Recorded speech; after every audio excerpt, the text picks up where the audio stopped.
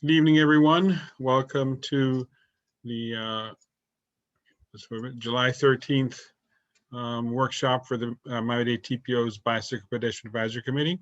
My name is Kevin Walford. I'm the BPAC coordinator, and we have four items on today's agenda. So I want to go over some housekeeping items first. Go to the next slide. Thanks. Here's the agenda as you see. I'm going to go over the rules of engagement. Then we're going to have a protected bike lane demo concept from UM Health. Then after that, we're going to have the Northeast 15th Street bike lane study from Dtpw. Then FDOT's going to do a Northwest 36th Street multimodal study. This is the second part of their trifecta. They did presentation last night, tonight, and then tomorrow. And then last but not least, the Dtpw's South Bay Transaway. Next slide, please. All right, so this, excuse me. As you can see on the screen, but I'm going to read it anyway, in case anyone doesn't have a screen in front of them. This workshop is being held virtually and is being recorded. If you experience technical difficulties, please contact Lisa Wan at the number and email that you see on the screen so she can help you. All attendees will remain muted throughout the duration of this workshop. If you wish to provide a comment, please use the raise hand button. The chair will first acknowledge you, then your microphone will be unmuted. Please proceed by first providing your full name, agency represented, and then your comment. Your microphone will remain unmuted until the comment has been fully addressed. In compliance with all applicable rules and regulations, no actions or motions shall be permitted. Discussion shall be limited to matters listed in the published workshop agenda. Permissible discussions include presentations, questions and answers, comments related to the presentation, and comments related to the presentation. Any committee member deviating from these guidelines will be reminded as to the limitations of any such discussion. Please hold comments until all presentations are concluded. Lisa, leave this slide up for a second. All right, so I'm just going to make an announcement for the BPAC members that are here so far, and any of our participants today. The BPAC goes on recess in the month of August. There's no meeting, so the next meeting when we reconvene will be on September 14th. That date will also be, as far as right now, that will be the first date in which the BPAC will return to an in-person setting. All of the TPO advisory committees are now going to be back to in-person settings. So this project meeting is going to be the last virtual one after a year plus. I know some people have been asking when we're going to go back in person. Well, now you know, when we come back from our break. As with the other committees, if in case any of our members or presenters have any concerns about meeting in person, you can let me know about that offline after the meeting. But once we go back to the in-person, there won't be any hybrid version. So it won't be somebody can be in person, some people can be on virtual. Everybody has to be in person. The meetings as of now would be held either in the Stephen P. Clark Center, where they used to be all this time, or it may be held where the TPO's offices are at 150 West Flagler. We'll get you more details on that as the time gets closer. So I don't know how many BPAC members are here when I started that. Hopefully everybody heard that, and I'll be sending out a follow-up email to the BPAC members tomorrow anyway. Next slide. All right, first presentation we have is the protected bike lane concept, and Kurt, you're on air. So you're using your little radio mic right there, so you're on air now. WKRP in Cincinnati, right over here, right, Kevin? Yes. Okay, thank you so much, Kevin, and thank you, Lisa, for handling the slides here. Now, Some of you probably know us here, the University of Miami Walk Safe and Bike Safe program for Walk to School Day and Bike to School Day events, which we continue to do yearly, and an educational curriculum for both walk and bike, which have been in Miami-Dade schools for about 17 years now. But these events aren't necessarily helping to rally support for better, safer crosswalks and barrier protected bike lanes. And though we're working to build these topics into school celebratory events, these events and initiatives still remain fairly siloed within these schools. Meanwhile, as many of us are probably aware, there have been fantastic pop-up temporary projects throughout the US over the last few years, including from the original MBT Quick Build program back in 2018. And these projects really bring forth the idea of safe streets in a visible way. In fact, the city of Miami used to have Bike Miami Ciclovas, which was a form of this highly visible advocacy. And this said, we believe there's an opportunity being almost lost right now, really, to do some more events like this, namely temporary protected bike lane projects that could be used to gain public interest and bring more visibility to the whole idea of protected bike lanes and safer streets.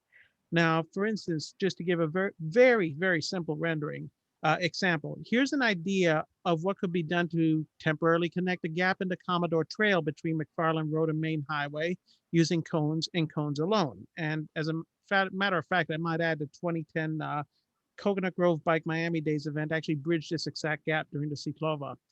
And importantly, while temporary protected bike lanes may win hearts and minds, we believe they can also help provide data demonstrating the latent demand for existing bike infrastructure in a given area. For instance, inexpensive photoelectric counters placed on the pilot. Lisa, next slide, please. While not high tech, they could provide all important rider counts, and there's even more sophisticated detection systems running Raspberry Pi and OpenCV, which are more expensive, but nevertheless, there's of course a cheaper version with basically the $34 photoelectric counter. Now, there are a few hurdles.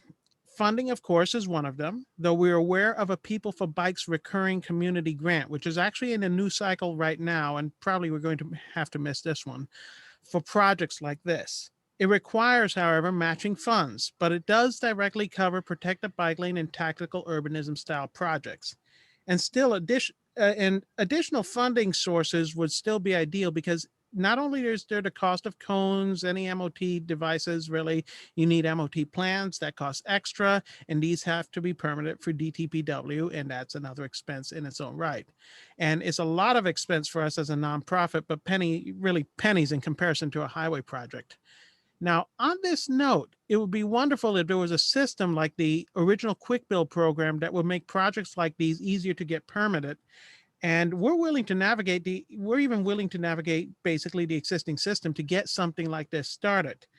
And of course, to do anything like this requires a municipality receptive for such projects. Yes, I'd love to put protected bike lanes wherever they're needed, but that doesn't happen without community support. And one of the reasons why Walk Safe and Bike Safe are bringing this forth to the BPAC.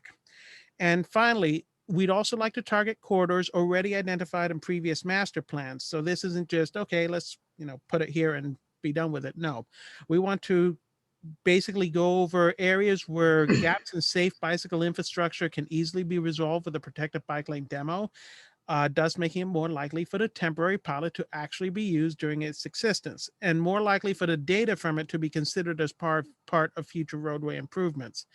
And with that, I just want to show you, point out this particular bike lane here is from Akron, Ohio, and it was built by the Better Block Foundation. It's not an actual bike lane. That is a tactical urbanism demonstration.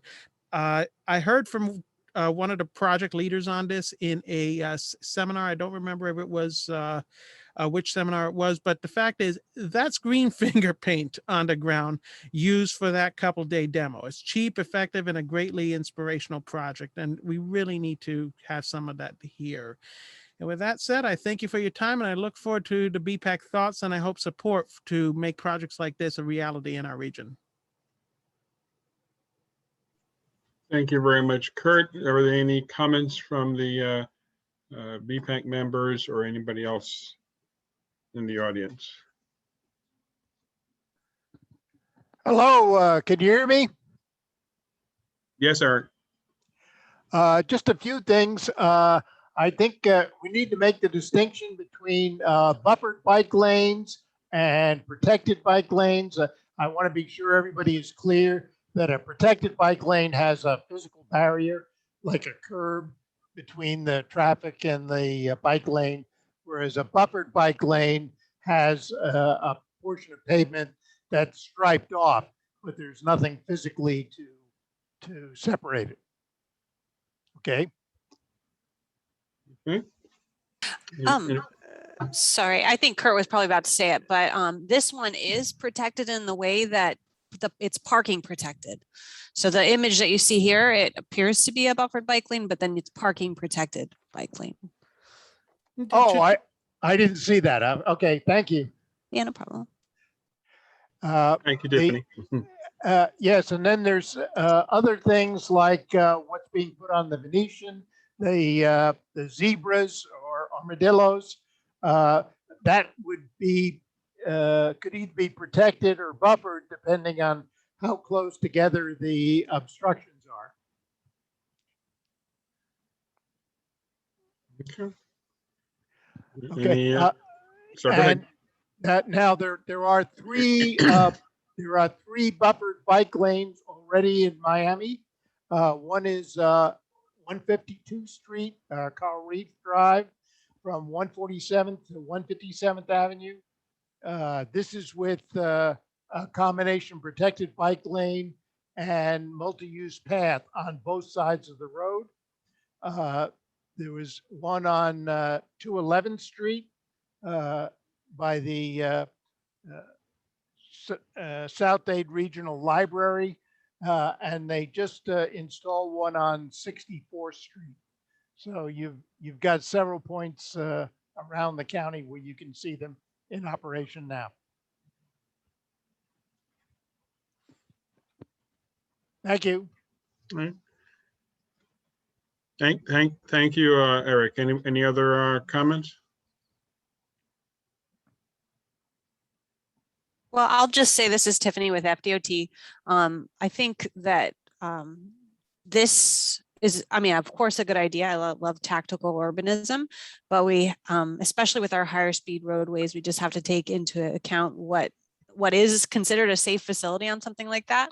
When you add those cones, it might create a false sense of protection, and we just have to make sure what we're putting out there is actually going to provide the necessary treatment. But another thing, Kurt, is I'll be happy to share with you, if you haven't seen it already, the draft bicycle network plan, so you can see the gaps that are existing in the network.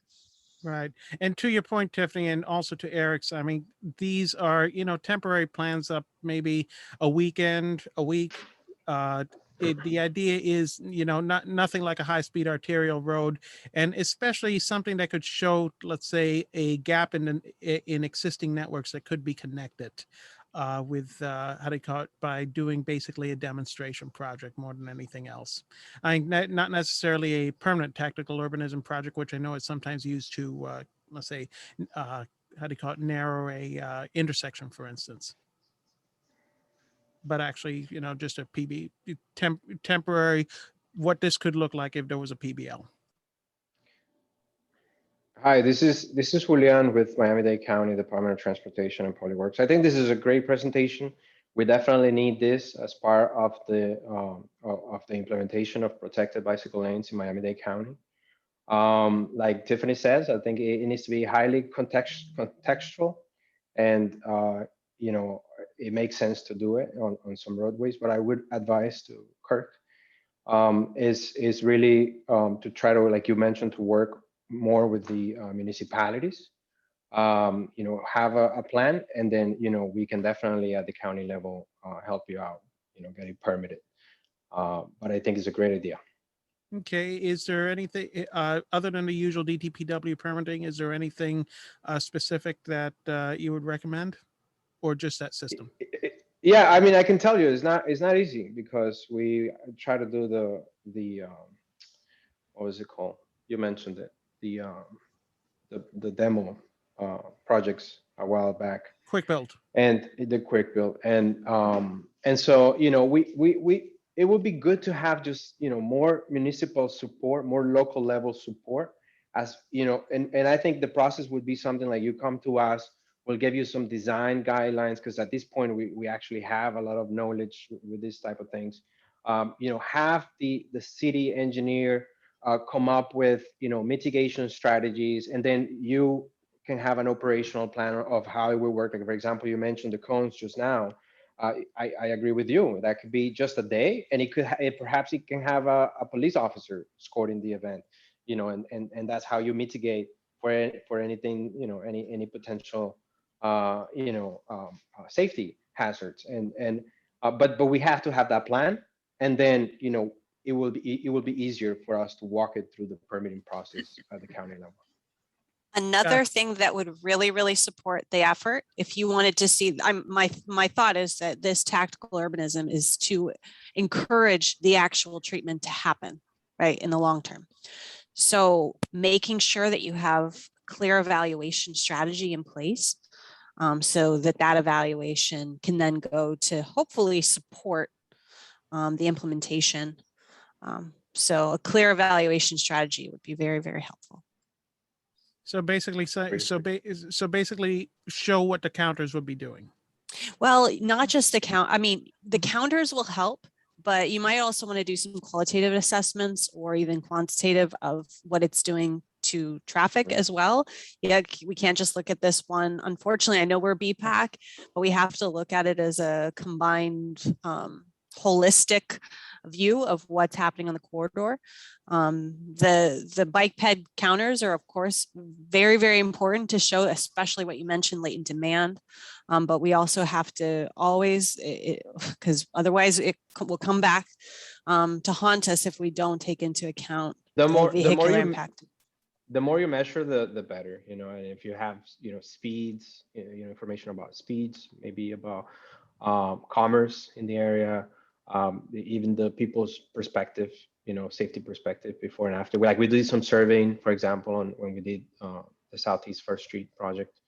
But I think you can design a program. It just needs to be, you know, designed in collaboration with the municipalities and I think ourselves. Okay, sounds good. All right, Hank, you had your hand up? Hank, you're muted. You're on mute somehow. There you go. Sorry. Do you hear me now? Yeah, we can hear you. Okay, I apologize for being late. I'm sorry I missed Kurt's presentation, but I know this is being recorded, so I can look at it at a later date, correct? Yes, it will be up either tomorrow or Thursday. Okay, judging from what I heard since I did join, I have a pretty good idea of what Kurt's talking about, because Kurt and I have spent a lot of time discussing these issues. So I'm really eager to hear where he's proposing to do this and exactly what it is. So anyway, Kurt, again, my apologies for being late. I will definitely look at it. No. By the way, I'd like to mention to both of you, Hank and Kurt, the department, you know, with the new administration, Daniela Levin-Cava, the department has made a few recommendations as far as budget goes, to make sure that we include monies in the budget for demonstration projects, particularly related to protected bicycle lanes. So it would maybe be a good idea to keep track of the budget items of the county commission, and just make sure that you support you know, those items at the time, you know, whenever is needed, whenever it comes up. Great. All right. If there aren't any more questions, we'll go ahead and close this particular presentation. Thank you very much, Kurt. All right, the next one is going to be Julian, who just spoke. Now he's going to talk about Northeast 15th Street. Oh, thank you. I wasn't sure if you had the plans or not, and I actually prepared another presentation. But good, thank you very much. My name is Julian Guevara, and I am the municipal manager for the Department of Transportation and Poliworks of Miami-Dade County. The title of the presentation actually says study, and I just like to correct that. I actually wanted to present to you the design plans for Northeast 15th Street bicycle lanes. And so I would like to give you a little bit of background before this. As you may know, Miami-Dade County is, I'm sorry, the Actually, Department of Transportation. Julian, you Yes. said that you had a different presentation. Do you have one that you're ready to, you want to pop on the screen if we give you the possibility of sharing? Or not? Yeah, if I can share, it's better. Yeah. All right, so Lisa, go ahead and have, allow Julian to share his screen so you can put it up. Oh yeah, I think you can No. share the new. Okay. All right, let me see PowerPoint. All right, can you see it? Yep. Yes. Yes. Okay, perfect. All right, so today I just wanted to bring to your attention the design plans for Northeast 15th Street bicycle lanes. But before that, I wanted to give you a little bit of background. Can I go to the next slide? Yeah.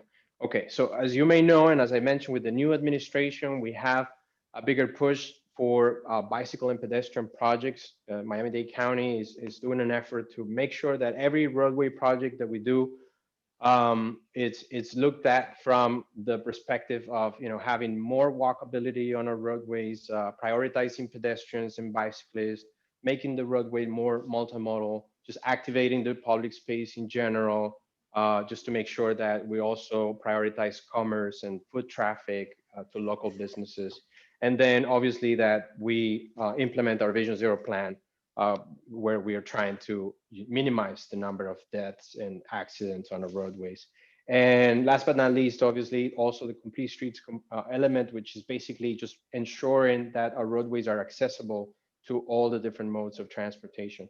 And so with that said, we currently have a construction project going on right now in downtown Miami. And what we're doing in this project, and you're familiar with this because I brought this to TPO, I think a year and a half ago, and this is under construction today. We're doing a separated, protected bicycle lane or micromobility lane, as we call it, in downtown Miami, or along North Miami Avenue, Northeast 1st Avenue, 5th Street, and 6th Street. And what we're doing through the project is to improve all the different conditions to make the mobility of pedestrians and bicyclists a little bit better by taking all the crosswalks along the corridors and making them high emphasis, providing high visibility signage, taking the old ramps and replacing them with new ones, and of course doing the micromobility lane, which is going to require us to take a traffic lane away. Now, that bicycle lane is going to be, like I mentioned, separated or protected via various type of devices. As you can see here, these are going to be 3 of the components that we're going to be using. We're going to be doing parking of vehicles in between the travel lane and the bicycle lane, whenever we have the space available in the buffer area, and where we don't, then we're going to be utilizing planters or armadillos. And you should be seeing those by the end of the year or early next year. If you go out to the street today, you will probably see the repairs that we have done at the intersections as far as the ramps and the concrete, and also the concrete separations on certain intersections. But what I really wanted to mention today is the design of Northeast 15th Street, because the county wants to progressively build a protected or separated bicycle network or micromobility network, right? I say micromobility because now we have a bunch of scooters everywhere, and those will be able to utilize the lanes as well. So what you see in dark blue here is what is existing or what we're building today. And in light blue and red is the links that we're missing to connect what is existing or what we're prioritizing at the moment. And particularly 15th Street, which is currently under design by our department. And so 15th Street looks like this today. Basically one lane on each direction with a left turn lane. And what we want to do, because the right of way is so constrained, we really don't have a lot of options. What we want to do is take away that center lane and dedicate it to the bicycle lane, so that we can have a bicycle lane on each direction. Of course, this is a priority to us, because as you can see, it connects the Venetian Causeway, which is a roadway that is highly utilized by pedestrians and bicyclists, all the way to North Miami Avenue, which is going to take them straight into the rest of the network. And so we want to prioritize bicycle and pedestrian through this corridor. These are the cross sections. Like I mentioned, we're going to have a 1 lane on each direction, a 1 foot or 1.5 foot buffer in between the travel lane and the bicycle, depending on the cross section. And then the 4 foot bicycle lane, plus you also have the gutter. In some sections you have 1/2 foot, and in some others you have 1 foot. So the effective width of the bicycle lane is really more than 4 foot. And with that, I am going to, oh no, actually, there is a section that is different, and that is the section between Bayshore Drive and the entry to the Venetian Causeway. And in that area, we are going to keep the left turning lanes to go either to Bayshore Drive or onto the condominiums just to the north of the Venetian Causeway, right before the entry to the Causeway. And besides that, we in this particular segment, what we would want to do is take the existing parking that is there and take it out and protect the bicycle lane wherever possible. So with that, I'm going to now jump to the plans. Let me see if I have to stop sharing and then share the actual plans, which are this. Okay, so these are the actual roadway plans. And as you can see, the type of improvements that we're going to be doing is primarily the restriping of the street. And so we're going to be doing new crosswalks at every intersection. We're going to be doing green paint for the bicycle lanes at conflict points. We're going to be doing the buffer area that you saw, which is going to be 1 foot or 1.5 foot. And this is more or less the same throughout the corridor. How do I go to the next slide here? Okay. All right, so this is going to be more or less the same all throughout the corridor. High visibility signage for the pedestrians. The idea is to narrow the road, right, so that the speeds are lower along the corridor, and people are more aware of their surroundings and the bicycles and the pedestrians. Now, keep in mind, in that buffer area, which is going to be 1 foot or 1.5 feet, we're also going to be doing armadillos whenever we can fit them, depending on the various driveways and other conflict points along the way. All pretty much the same type of improvements from North Miami Avenue to the west to Bayshore Drive. And then at the intersections, we're probably also going to be doing some improvements because we had dedicated turning signals. We're probably going to be removing those or covering those, and also readjusting the loops so that the signal can read the vehicle and the bike properly. And then in this segment, so it's pretty much the same all throughout because it's the same type of cross section. At the intersection of Bayshore Drive with 15th Street, we're going to be doing some improvements for as far as the crosswalks, the pedestrian refuge islands. You know, we're going to be extending some, just in general, just trying to make it a little bit safer for the pedestrian to cross, and again bringing more awareness to the bicycle lanes. And then in the last segment, like I mentioned, we're going to be relocating the vehicle parking to the outside of the bicycle lane so that it is protected where possible. In some areas, we cannot do it, like you see here in the north side. So we just left the parking there. But we are nevertheless doing it on the south side. And then, you know, just this area today is not marked. It's not really marked. And so people fly through this area. It's, you know, people come in with high speeds into the causeway. So this will be taking care of that issue. I'm hoping to also do maybe concrete curbing here. That's in the discussion right now, you know, in some of these buffer areas. So perhaps we can do those buffer areas in concrete, and that we're talking about right now. But this is pretty much it. This is the design plans. And, you know, at this point, I would love to get, you know, feedback, any comments, concerns that you may have. All right. Any comments from the BPAC members or any of the participants in the public?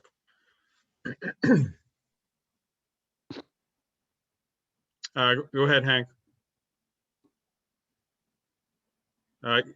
Unmute yourself first. This is really great. Thank you. Can you hear me? Yes, we can hear you. Yes. Thank you very much. This is a huge step forward. I just think that when you're dealing with downtown, anything downtown, all of these bike lanes, I think that it's so painfully obvious with the First Street, whatever you call it. I don't call it a protected bike lane. I'm not, but you know, the green lane on First Street. Yes. That With the bus lane. Yeah, whatever it is, that the driveways are just a huge problem. And I bike along 15th Street because I bike on the Venetian frequently. I come back and I'm heading back down. I go that exact route to get back to Coconut Grove. I go down North Miami Avenue and cross the river and so on. And there are a lot of driveways there. So I just think that I don't know what the county can do to make that safer and better for the cyclists and the other users in the lane, the scooters. But in Coconut Grove, where we're looking closely at how to make the Commodore Trail safer, we do see some places where the private driveways have signs alerting to people that it's a trail crossing. Now, you probably can't require that of a private building owner, but maybe you can. Maybe there's a way to do that so that people start realizing if they're coming out of a garage, and there's a big garage entrance and exit right after, is it Bayshore Boulevard, whatever that's called, that right after the causeway, that something to alert them that there's going to be bicycle and other, micro mobility traffic crossing right in front of them because they're not used to that and they're not used to looking for that. So I just hope there's some way to deal with that. The other question, I just have a question. I think it's great that you're doing this. How is it that this is a county project and not a City of Miami project? Since the City of Miami, I think, is doing the downtown micromobility network, the green lanes. How can you explain that? I don't care who does it, really. And we know that the county's got to, as long as it's being done, we know the county's has to bless all this stuff anyway. But is this a county project and not a city project? Yeah, this is a county project. Actually, both are. The Northeast 15th Street and the downtown Miami micromobility network are both county projects. The City of Miami is providing a part of the funding for the network, but we are leading the design and construction effort. And so that answers that. You guys and we do the same thing. My group wants to see protected bicycle lanes in the county as well. So we do everything that we can. And so this project really came up from the conversations with the Downtown Development Authority, with the CRA. There were already plans for having more bicycle lanes, throughout downtown. And so when Commissioner Eileen Higgins came in, she started pushing us to get into the JPA with the city, where Commissioner Russell said that he had some micromobility funds that we should use for this. And so that's how that got started. So in respect to the question about the driveways, I agree that there's a lot of conflicts with the driveways, but the main issue, as you know, is the speed.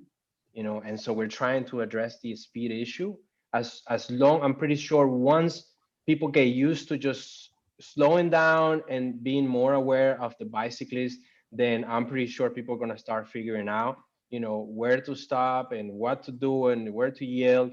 And so I think the education part is just going to be, it's going to take some time. Obviously, you and all the other different organizations can do a lot by, you know, uh, how do you say, like by making that education even bigger and just doing more, or like the gentleman that did the presentation before, Kurt, said, you know, to do some activation projects or demo projects. All of that is going to help us do the education.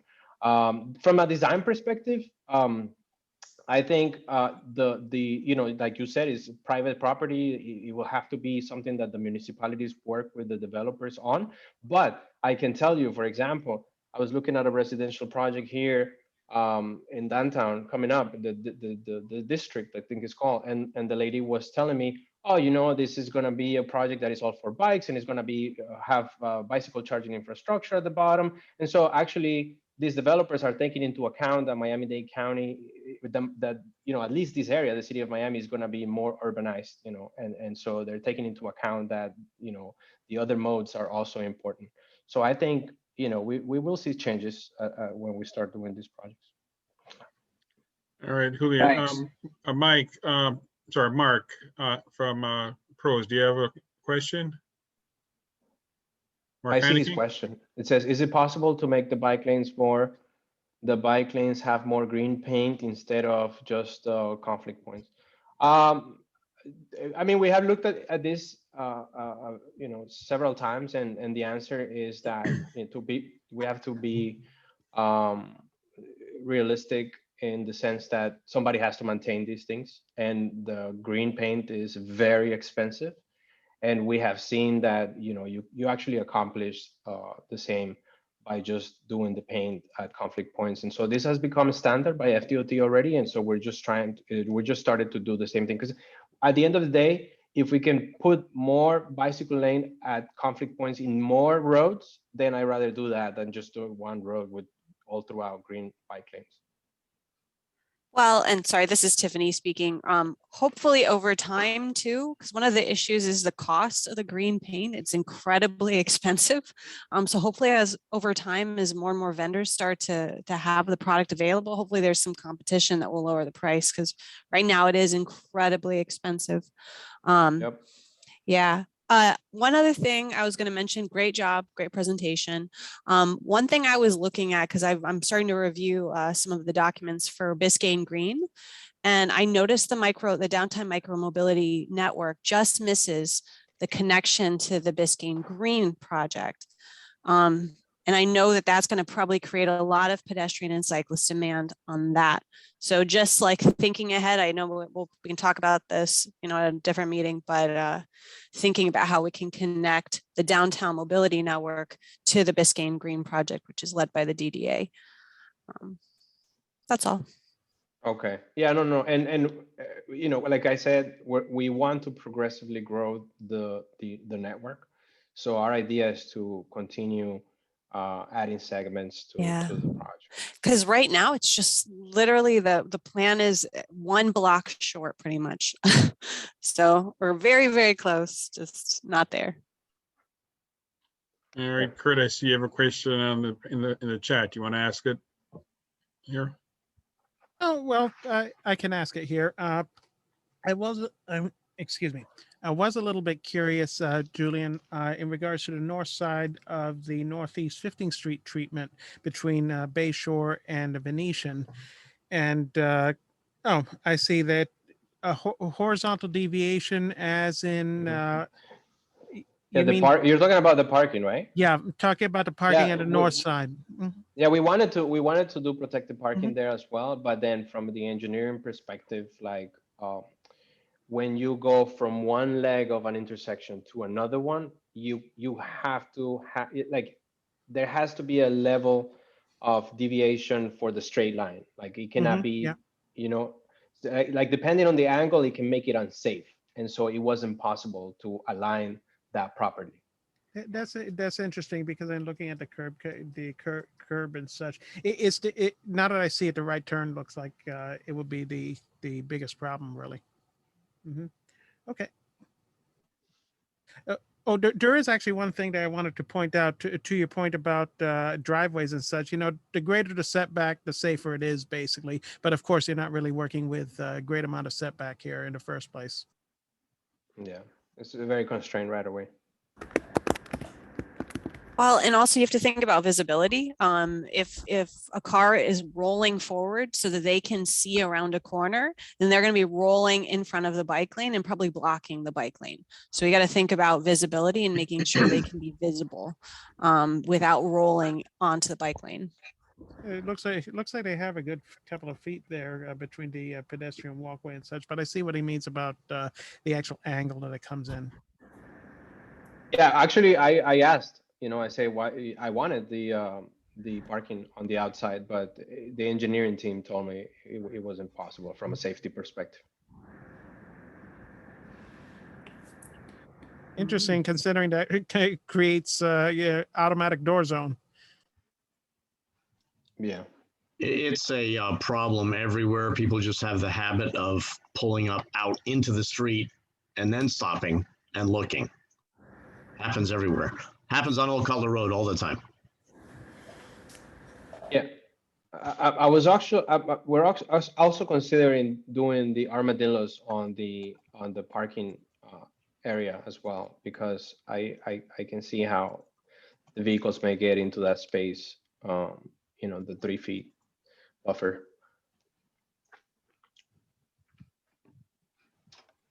All right. Any other questions? Eric Tolberg, could I Oh, speak? yes, go ahead, Eric.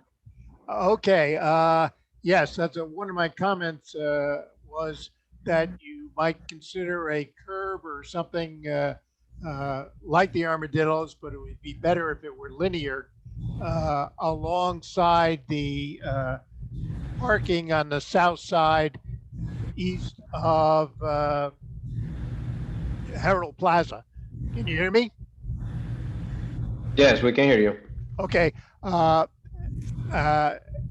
build on what Tiffany was saying, between 11th and 15th Street is critical. It needs to be blended with the Biscayne Greenway so that we can get around. In fact, you need to look at how to get from Government Center, from historic Overtown, and from the M-Path to the south of the river, how to get from there to the Biscayne, to the Venetian Causeway. So look at it holistically. Okay, absolutely. And just so that you know, the these corridors really came out from one of the recommendations from the TPO as well, a planning study that TPO did a couple of years back called the Protected Bicycle Lane Demo Plan. So perhaps, Kevin, something that we should do also is to maybe do some updates to that plan to continue adding roadways to it. Sounds like a good idea. Okay, one other thing I wanted to mention is I think you're using not detectors in the road, but you're using video detectors. If you're using them in the road, be sure to mark them so cyclists know where to put their bikes. The loops, the signal loops. Yes. Yes, that's a good comment. Thank you, Eric. Generally speaking, bicycles have to put the bottom bracket directly over the loop in order to activate it. And a lot of cyclists don't know that, but that's how it works.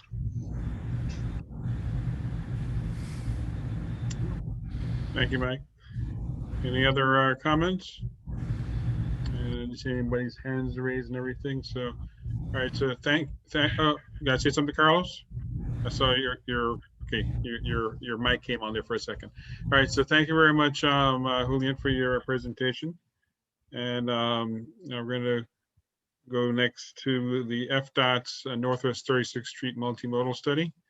And Carlos, Carlos and I are usually talking to each other on Wednesdays at the FTAC, so this is our first BPAC conversation.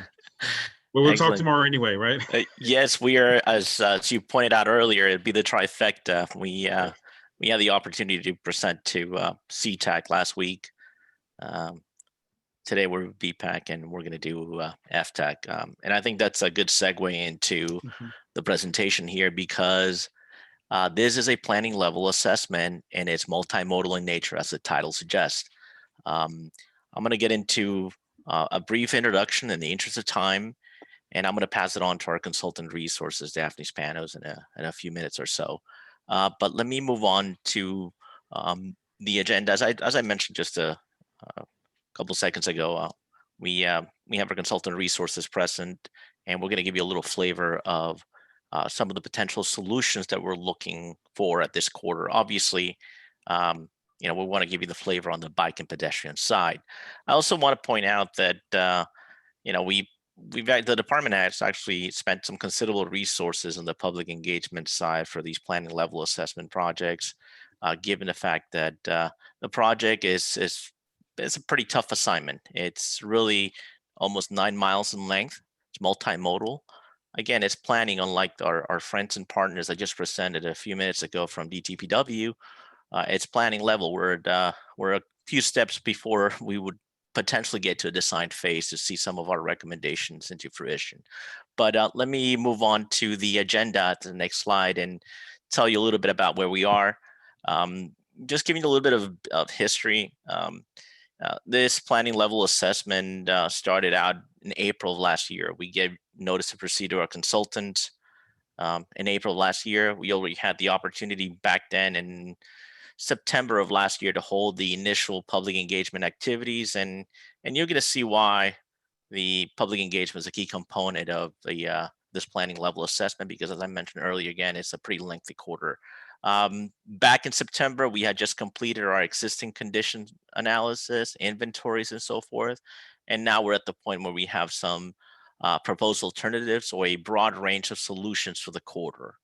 I'll give you a little bit of history on the purpose and need later on with Daphne once she takes over, and we'll tell you a little bit about those solutions. One of the things that I wanted to point out, from the get-go is, we provide our consultants a scope, so our technical instructions to conduct the effort.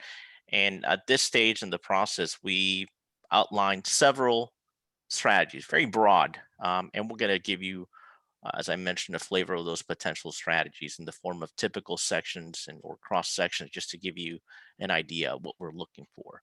We'll give you a summary of the purpose and need, of course, why. But again, it's a pretty lengthy quarter, and you have essentially 2 projects built into one. The project limits begin on the western segment, what we call the western segment, and that starts at 826, State Road 826, that's the Palmetto, and it goes all the way east to State Road 5 or US 1. So that's almost 9 miles, 8.3, 8.6 miles or so. And then we have right smack in the middle of it, an area called the Iron Triangle. That's the confine of State Road 112. That's a facility managed by our friends at the Expressway Authority.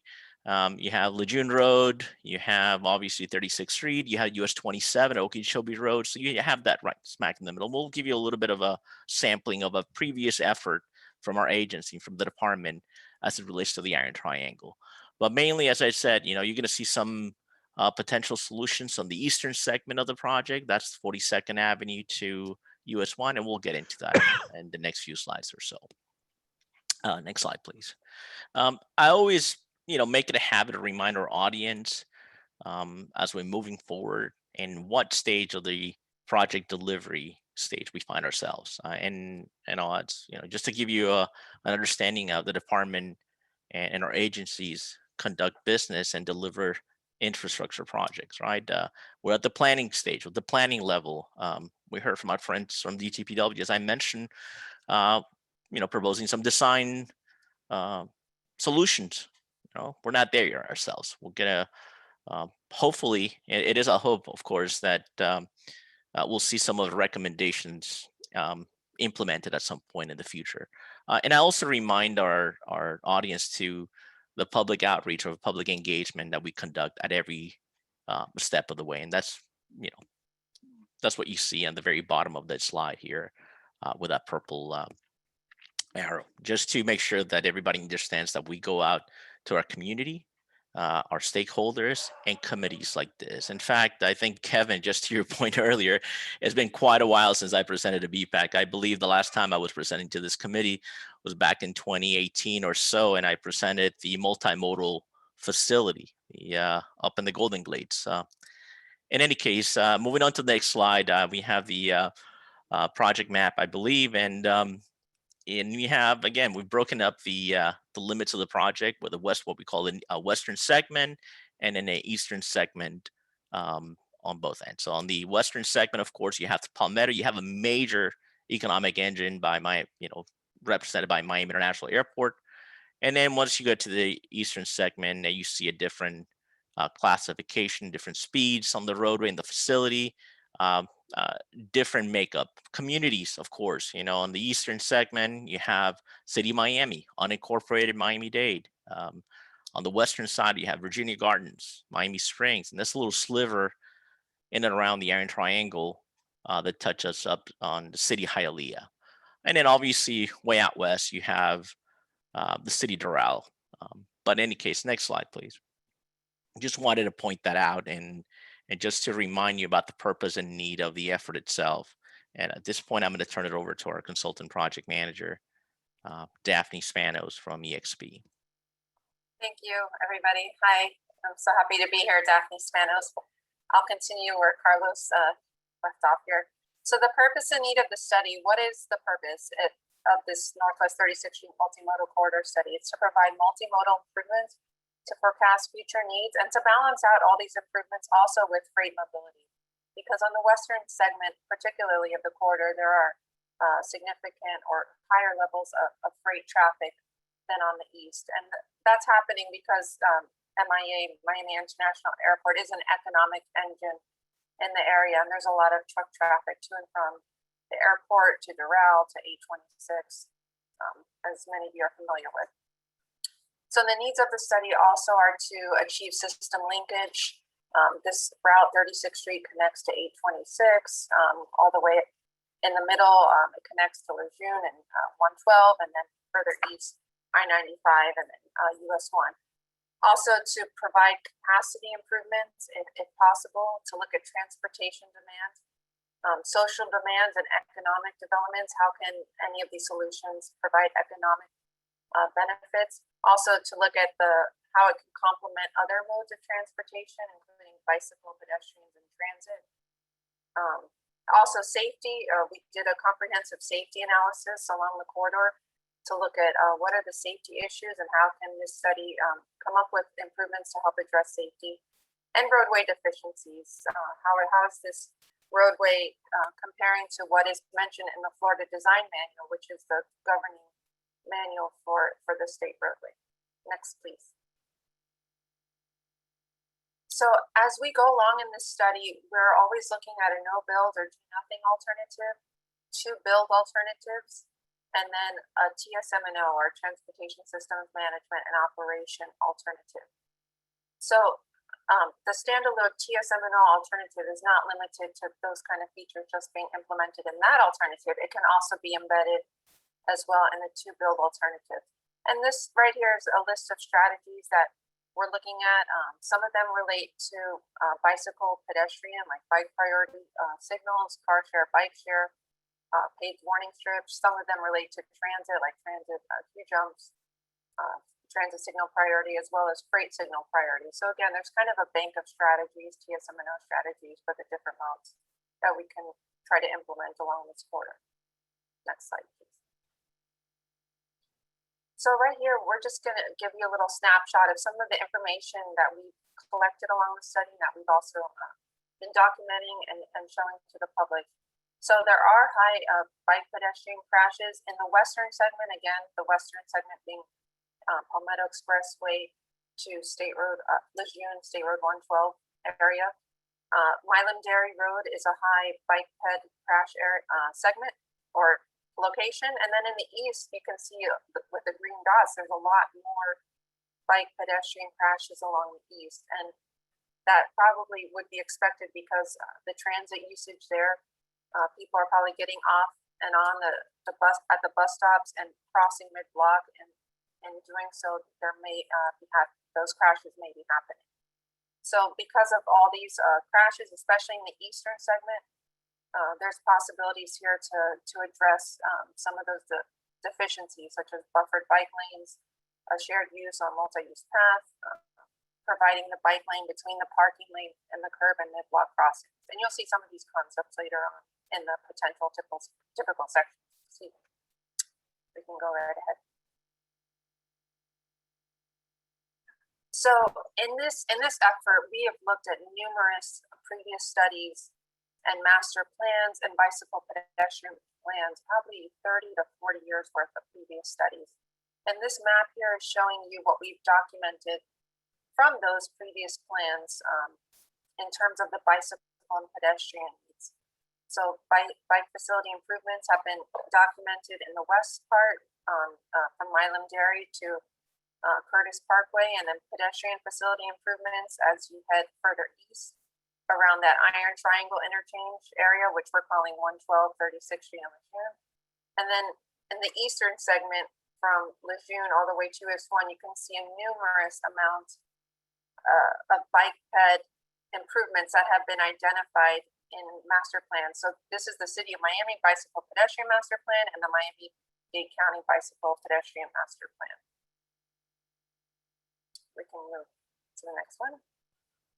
So right now we're going to walk you through the potential strategies that we're looking at along the corridor. As Carlos mentioned, it is a almost 9-mile corridor, and the context of the roadway does change throughout from west to east.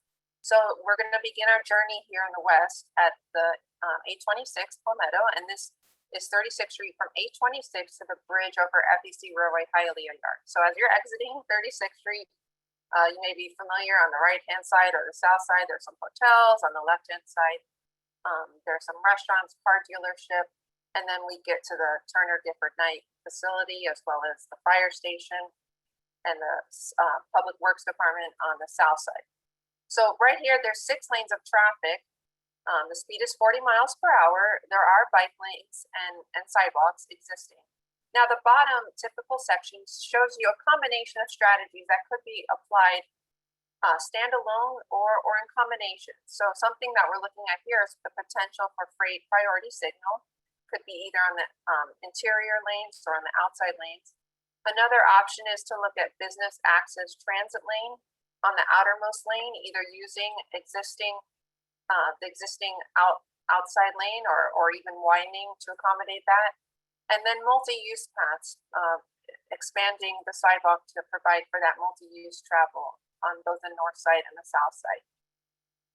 So again, these strategies can be standalone, they can be combined, and we're going to refine these strategies based on the feedback we just received in our public workshop, which we just held, as well as our project advisory team meetings, and as well as the engineering analysis that we've been doing throughout the study. We can go to the next slide, please. This is another potential strategy that has been actually mentioned in previous plans, and that is to elevate 36th Street over Milan-Dade at 72nd Avenue. So this typical section is actually showing a continuation of the elevated concept, not just at an intersection level on 72nd, but from the FEC bridge all the way possibly directly connecting with the 826. So if you know the Northwest 25th Street Viaduct, it could potentially operate similar to that. And it could be for general purpose lanes on top, not just truck traffic. So that is a potential elevated section. There are pros and cons to any of these typical sections that we're showing you. But this does provide for possibly 4 to 6 lanes of traffic underneath, as well as we can still, in the existing right-of-way, fit in the multi-use trails and the possible business access transit lane. Next slide, please. The next typical section is on the bridge, basically State Road 948, 36th Street at the FEC Roadway Hialeah Yard Bridge. So right now there's 6 lanes of traffic. There's a designated bike lane and a sidewalk on the north side. So this option is showing possibly the freight signal priority, maintaining that along the bridge, but here an additional sidewalk option on the south side or widening the bridge. We have had some feedback from the municipalities that have expressed some concern with providing an additional sidewalk or perhaps not even seeing a need for that. But we wanted to show full accommodation for roadway for bicyclists and pedestrian users on the roadway. Okay, thank you. So the next section is 36th Street from 67th Avenue to 57th Avenue.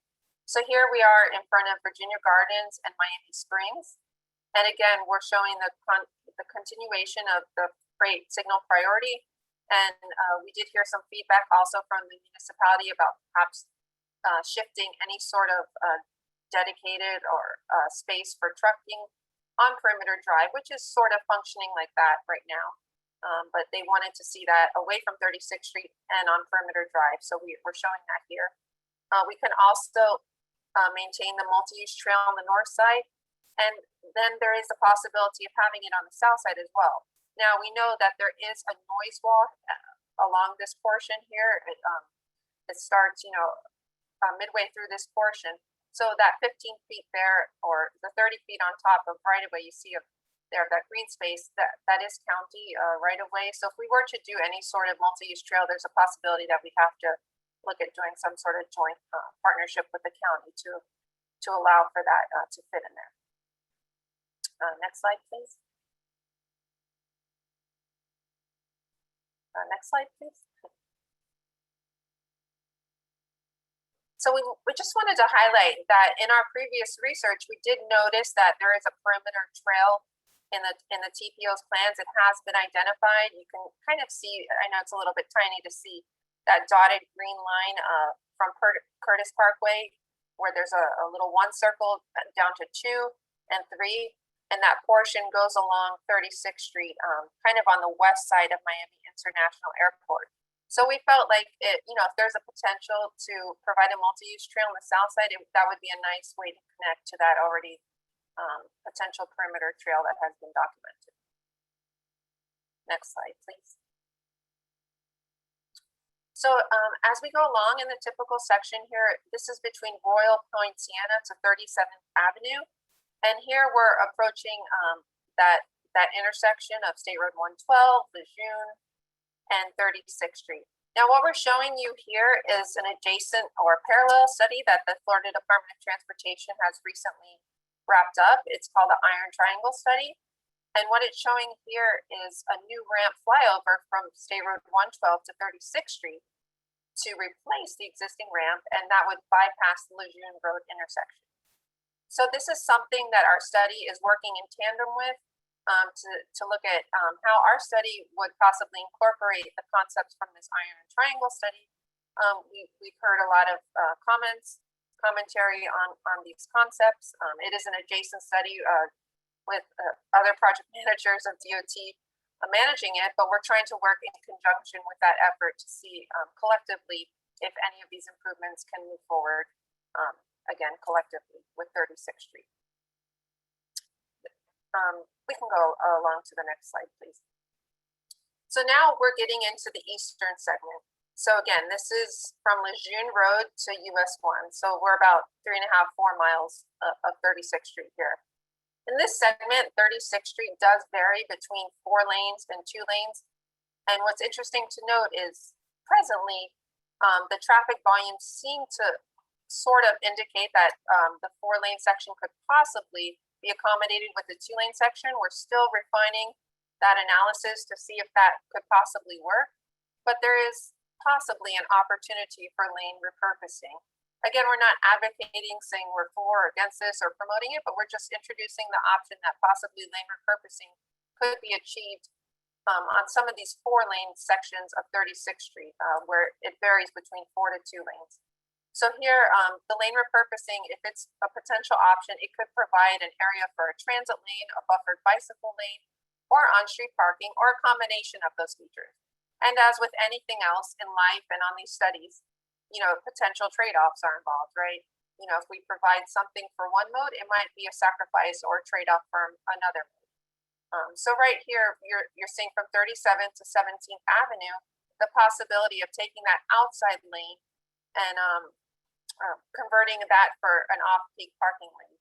As we've heard, as we've met with the stakeholders along the corridor in Alapata, there is some usage of the parking at nighttime, perhaps for the restaurants, nightclubs and such, but maybe throughout the day, the usage is not as needed. So that could be a through lane during the day and a parking lane at night. And I think they do that in Los Olas and some other areas around the country.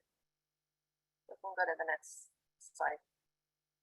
Oh, I'm sorry. On this slide too, we have received feedback from Tiffany, from the Bike Ped Coordinator, DOT, to look at swapping the location of the bike lane to have it protected from the parking standpoint. So we've gone back to the drawing board for that comment to look at putting the bike lane interior between the parking lane and the sidewalk. So we haven't shown that yet to the public or anybody, but just to let you know, we have been looking back engineering wise to see if we can do that swap. I see I'm getting a thumbs up on that. Okay. Yeah, it sounds like we have some positive feedback there. Huh? I'll take it up as that. Oh, multiple. It's still rolling in now. Yeah, so we haven't shown that yet because we're refining the typical sections, but we have received that feedback, so we're looking at seeing how to make that work. Okay, we can go to the next typical. So here we are now from 7th Avenue to 5th Avenue, and this is underneath I-95. And this is currently a 4-lane section of 36th Street. So here we're looking again at the possibility of the lane repurposing, perhaps to provide that buffered bike lane and, buffered here with a stripe. But again, we can look at different options for the bike lane. I know we've heard a lot about the physically protected bike lanes and such. So right now, we're just showing the lane repurposing to provide the bike lane, but we can get into greater detail on what that would actually look like. We can go along to the next one. Here we are from 5th Avenue to North Miami Avenue. This section of 36th Street already is 2 lanes and it has parking on both sides of the street.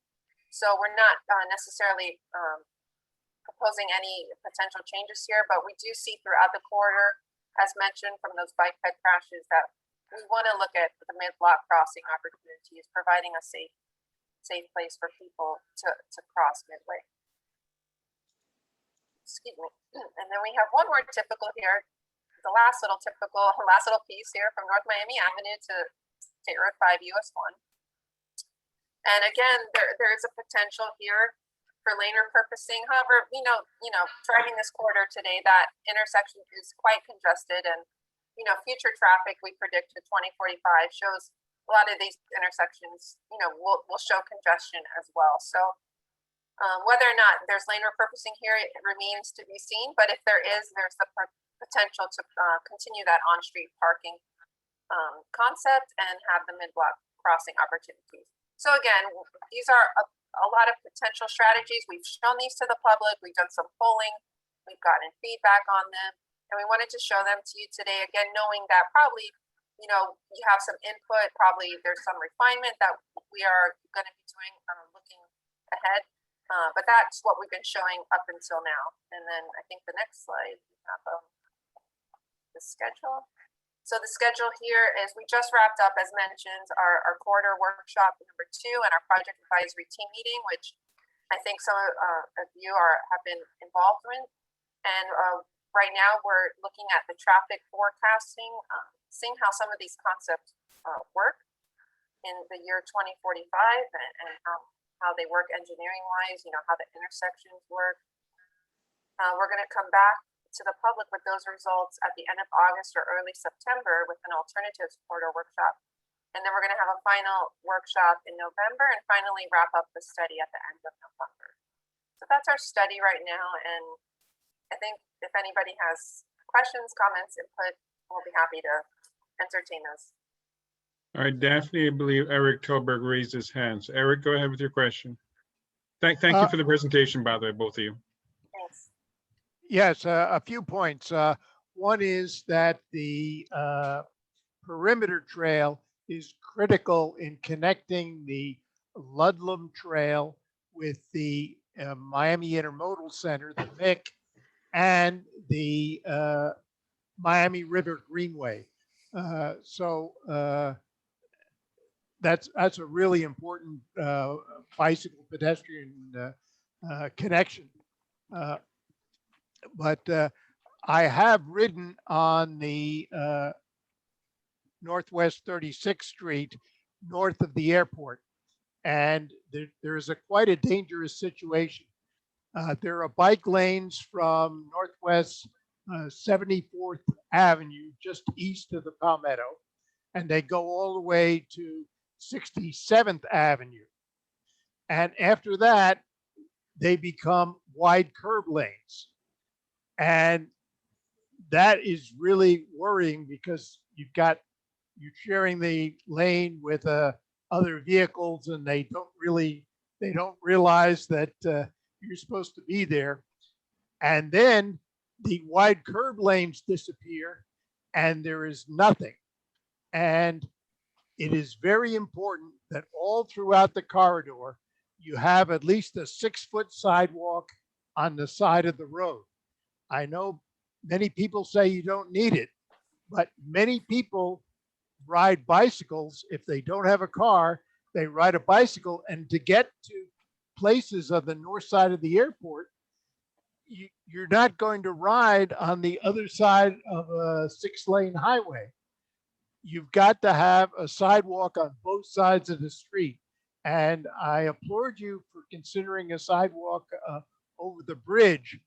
I don't understand how all of a sudden you've got an extra 6.5 feet, but you should be able to have a sidewalk over the entire corridor. If nothing else, that would make it a lot safer. Now, from a bicycle standpoint, having additional parking is probably going the wrong way. I'm trying to encourage people to get out of their cars and take transit. So putting it forward additional on-street parking seems foolish to me.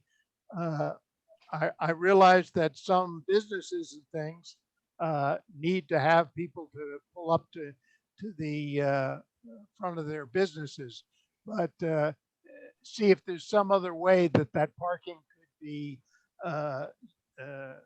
situated so that you can use the space for wider sidewalks, a path, or bike lanes, preferably protected. Lastly, please be sure that when you have sidewalks, that the bus stops are at least 10 foot from the road. It's not safe to have the bus stop in the middle of the sidewalk. It destroys it as a path, and then nobody can use it. So make sure that all the amenities are situated outside of the walking part of the sidewalk, so it can be used as a multi-user path. Thank you very much. Ms. Tilburg, thank you very much for your comments. What I'll tell you is I think I used the word difficult or tough in my opening statement to describe the project. We're hearing some positive feedback on some elements, but at the same time, we're hearing, in my opinion, some difference of opinion from different stakeholders. So I think I want to summarize this with the fact that this is a very careful balancing act in our effort, right? We don't believe, and I don't, at least, or I don't believe that a single solution is going to apply across the quarter, right? We're going to have to look at multiple strategies, but at the same time, I always use the expression that we use equity in the analysis and the opportunity, but we cannot guarantee the equity in the outcome of those solutions. We'll let our engineering analysis, public engagement, and input like the one we're receiving today to derive the solutions for the quarter. So wanted to point that out, but again, we hear some definite elements that are well thought out, and we'll take those into consideration as we move forward. All right, Mike, you have a hand up. Go ahead with your question. Yeah, experience seems to tell me that most of the buildings along that corridor have a road behind them or the availability of parking behind those buildings. Seems to me I've parked in the back of buildings along that route before, and I don't think they need parking in the front if they have parking in the back. Just something to think about. May free up that space. Yes, and if I may just answer the illustration of the lane repurposing for potential additional parking is not a one-size-fits-all solution. It could be the lane repurposing for a transit lane. It could be lane repurposing for a bike lane. We haven't done the lane repurposing analysis yet to know if any of, you know, which solution, if any, actually will work. But yes, we would take all that into consideration, the location of parking, existing parking demand, things like that. Thank you, Daphne. Good point. And yeah, in terms of the discussion of lane repurposing, I think we have ample guidance from our agency as to what is required. And I'm sure this body is actually very familiar with that approach. In fact, is actually tailored towards other agencies that want to repurpose lanes on our facilities. Normally, our agency is not the one proposing this type of treatment. All right. But nevertheless, I think that summarizes also the approach we're taking. We're going to look at all options, even if it means at some point, you know, having some trade-offs, of course, right? As Daphne pointed out. I used the word careful balancing act in the planning, also the trade-offs in capacity. You know, we have limited right-of-way. You know, a feasible solution does not include right-of-way acquisition, to be plainly stated. What that means is, you know, we have to look at the existing right-of-way and make some trade-offs. There is capacity, but the capacity is going to be, you know, removed from one element to apply for another, right? For another mode. And I think that's something that needs to be considered at any point. We'll take a look at it. I think we're a long way from actually making a statement on the lane repurposing treatment. You know, we're going to provide our consultants some resources to move in that direction sooner rather than later. We're actually actively working on that front on our end here. And we'll take a look at the process. And certainly this is a body that will be certainly informed and appraised of what is happening, at least on the eastern segment of the corridor. Of course, that seems to have some additional opportunities for bike and pedestrian related solutions that would be applicable and amenable to this body. All right, thank you, Carlos. Any other questions from anyone? Hank, go ahead. Just looking at it from a very broad view, it seemed to me that the solutions that have, I'm thinking only about how it affects bicyclists. I'm not sure a lot of bike people are going to want to bicycle on this corridor at all, but let's hope that they are accommodated. So it looks to me like keeping them on the outside of the roadway is a good principle to follow for the western segment, and keeping them somehow, making room for them on the roadway is the principle that might work for the eastern segment.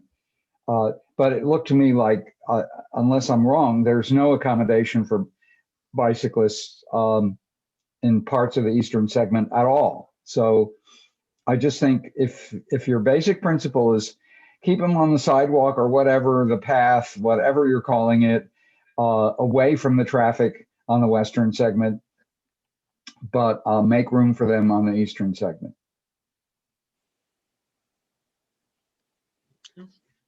Thank you, Hank. I think that covers about, Kurt, you had your hand up. Yeah, honestly, I think that wherever there's a transportation corridor, there should be multiple modes one can use for it. That said, I just want to, first of all, Tiffany's suggestion in number 7, absolutely fantastic to flip the lanes. The buffered lanes in the draft as shown in the 8th slide, again, fantastic.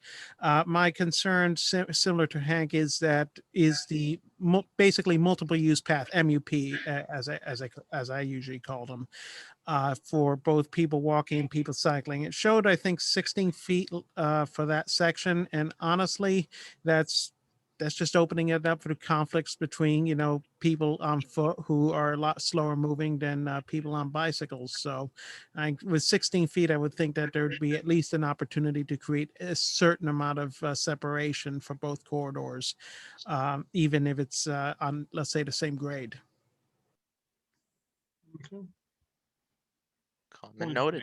Thank you. Thank you very much, Kurt. All right, so if there aren't any, I don't see any other hands raised or anything, so thank you very much, Carlos and Daphne. And we'll see you all tomorrow. And, Thank you. And yes, we're gonna talk to our friends from the Freight Transportation Advisory Committee. So there's another example of a different stakeholder that may have a totally different opinion as to the solutions, potential solutions. well, But yeah, one final thought. They're gonna love the truck lanes. Yes, one final thought. You know, if anything else comes up from this point on, you know, we have ample information on our website. You have the material in front of you. You can reach out to us for questions, suggestions, or any additional comments you may have, either directly to me, Daphne, and we even have a community outreach specialist as well to take in some of our comments and feedback. But again, thank you very much for your time. We'd really appreciate it. Thank you very much. All right, next slide, please, Lisa. Next one is going to be the South Bay Transaway by Dtpw. I have Daniel Perez Zaraga as the presenter. Daniel, you're up.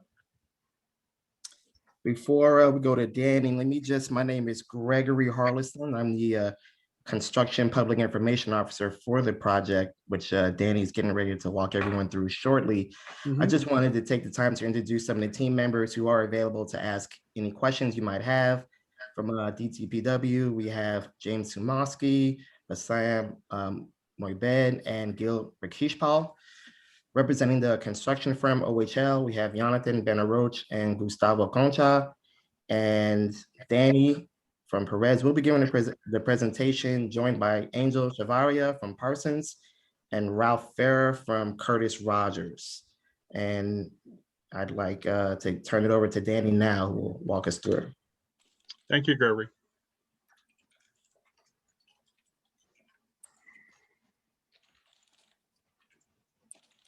Danny, you're muted. Okay, so the South Bay Transaway is one of the 7 corridors that are being developed for Miami-Dade Transit, and consequently, we have an exciting corridor that is going to have a variety of different uses. It will be originally a BRT, which Just 1 second, Daniel. Can you check the volume on your mic? You're coming very low.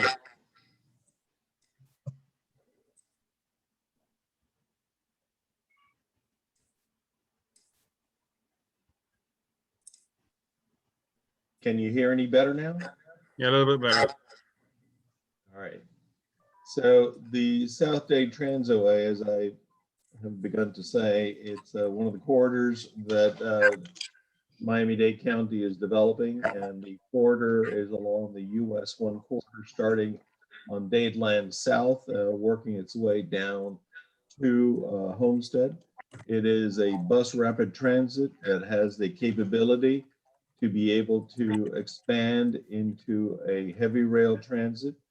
It does have shared path for bicyclists, pedestrians, biker, and skaters as you go down the corridor. So it is a fairly complex piece of development down the current existing busway. And if we can start the next slide, you can begin to see it's part of the SMART plan. And it is starting at Dadeland South Station, following down the busway all the way down to Homestead. Next slide, please. Just some basic facts is about 20 miles of transit right away. It does have an end station, which is 344th Street, and the Dadeland South is the other end station. So think of those as the anchor points. There's about 46 intersections, and it crosses 5 or 6 different municipalities from Pinecrest, Palmetto Bay, Cutler Bay, Homestead, and Florida City. So part of the program has had to be developed in conjunction with the municipalities that are traversed through the corridor itself. There are 14, next slide, please. So there are 14 different stations that are part and parcel to the new BRT system. There's another 14 stations that are existing that will be retrofitted, and they are primarily for the bus, as I said, converting to rail, but it also incorporates the South Dade Transitway bicycle and pedestrian master plan by way of having a shared path. And, that path, if you look at one of the goals is to be able, goal number 6 is to be able to integrate with all of the transitway, the pedestrian and bicyclist movement. And so we're looking at that as part of the program itself. Next slide, please. So I'm sure you're more familiar than I am with the South Dade Transaway Bicycle Master Plan, and it is developing as the county is working its way through the pedestrian resurgence during this administration, and we're looking at making sure that we incorporate the existing bicycle network with the new shared paths that are integrated into these stations. Next slide, please. As you can see, we started out in Dadeland, and you can flip through these pretty quickly. They're Dadeland, they go to 104th Street. So at 104th Street, again, we will be looking at on one edge is US 1. There's a 100-foot right of way, and within that, there's a shared path that is a 10-foot path that is consistently away from the traffic. It is protected.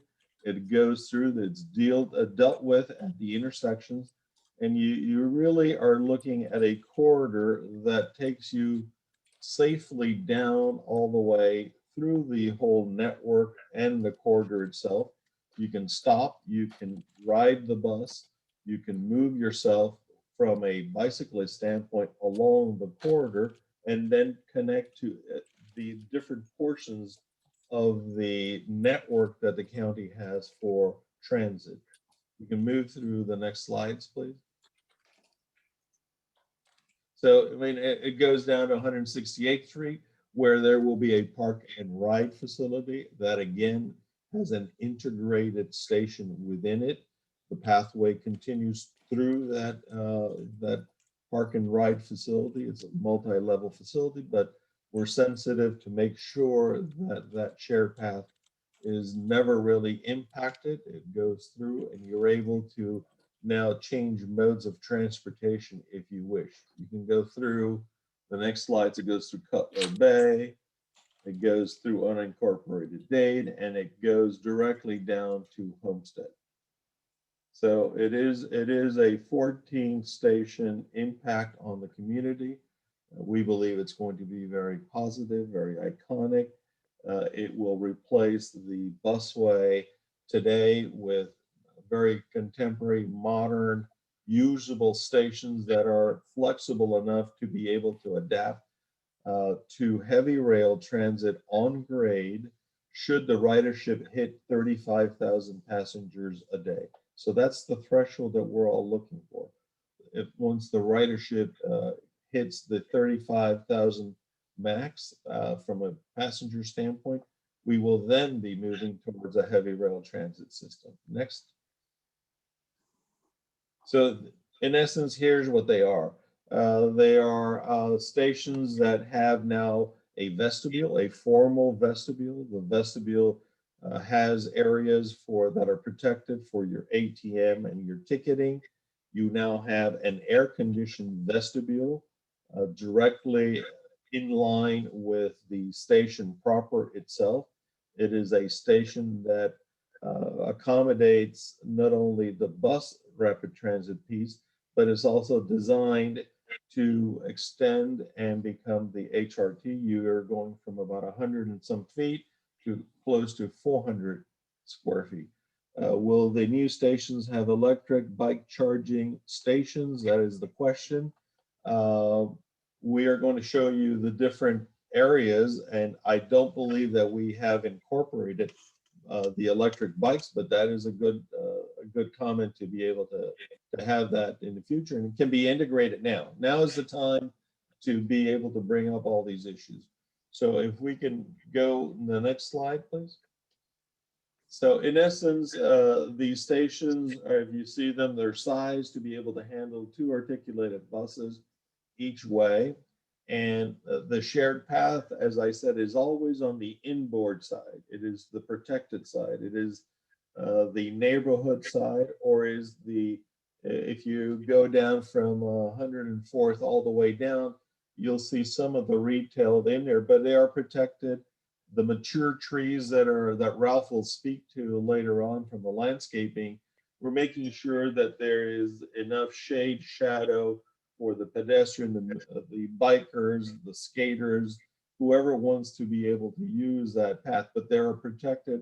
Whereas in other areas, you'll see that bicycle path directly on the right of way, directly on the traffic lane. This is on the inboard side. So we feel they're very protected. So it's usually a station. There is an entry access point and a rear departure point. If we can go to a typical station, which will be the next slide, you can begin to see as you enter from the intersection, we're taking one of the stations, one of the many stations, which is 152nd Street. You'll have 3 bicycle staging areas or parking areas. One is where we're going to have the typical U parking position and the bike repair component. There will also be a bicycle parking area, which is the clamshell that engulfs the bicycle itself, and you're able to secure it. And there's a third piece right directly next to the clamshell pieces, and it's forecasting for the bikes that are the electric scooters that might be in that area. I don't know if that is the place maybe for the bicycle charging station. That could be a possibility. So they're really flanking the entranceway of the stations themselves, accessible directly from the intersection prior to going into the station. Now, the stations themselves, you can take your bike, move it into the bus, connect, and if you were to connect to Dadeland South, now you're moving yourself into the transit Metro Rail program, and you can bring them on board. So you can really travel through the Metro Rail, Metro bus system to be able to use all of the transit opportunities that the county has. If we can move on to the stations, I'll explain how the stations might work. As you can see here, the inverted U is in one location. The secure parking units are in another one, with bicycle repair being coupled with the inverted U. And certainly from a staging area for those electric scooters and possibly the charging areas, that can be accommodated as well. So that have been placed at the entryway, and you will see that if you go to the next slide. Next slide. There you go. So this is what conceptually they are. We're already into construction documents. The planning has been completed, and there is always a vestibule. I guess this means that they're keeping the existing end path when they build the new ones. Yes. The yellow skip stripe centerline markings, I believe so. So what you're going to see is that there's always a vestibule as the entry point. The plaza in front of it accommodates the biking components. You now enter the station proper, and as part of the station proper, you will see that at some point in time, it can either stay that size if we don't hit the 35,000 passenger threshold, or it will extend. But we will locate all of the components once, as the entry point will always stay the same, even though the station might increase. They're very light, they're steel, there's a lot of lighting inside. If we can go on to the next slide. You can see it from the rear of it. In this case, the buses will go through. There is access points, and it's always at the intersection where we are locating the bicycle elements to ensure that they are at the entry points of the station, not any place remotely. And as you can see, the shared path is on the secure side of the station itself. Next slide. If anything can replace cars, e-bikes will do it. E-bikes are currently expensive. Good comment. As you can see here, one of the main objectives in our stations that we want to make them safe, and there is safety in visual clarity. So as individuals use it during the day, you'll be able to see through as the passengers move in. In this particular sequence or this rendering, you would have parked your bike, secured your bike if you wanted to go and use that means of transportation as an intermodal component to get then the bus to be able to get the rail. You certainly will be able to go through the vestibule and then onto the station proper. The shared path, as you can see, is on the right-hand side.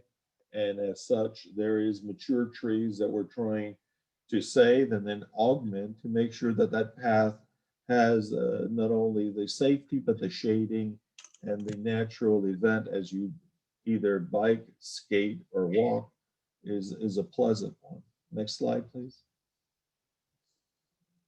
They're composed of different elements, and the bike components are no less an element. They will be on the front side of the entry of the vestibule. There's a tall pylon. There are the station canopy components, and then the station proper. And all of those elements are done to be able to be easily identified. You know exactly, as you see the station, you understand how to enter, exit, use the mode of transportation.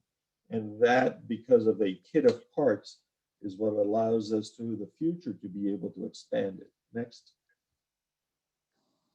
The palette of materials is a variety of, the only component that is air conditioned is the vestibule. Everything else is perforated metals. It is standing seam roofs. There is glass plexi components to be able to bring light in and color. So it's a material palette that is for a mature transportation system that we believe Miami is in that cycle of the era of transportation. From the 80s to about 2011, not much was done for transportation.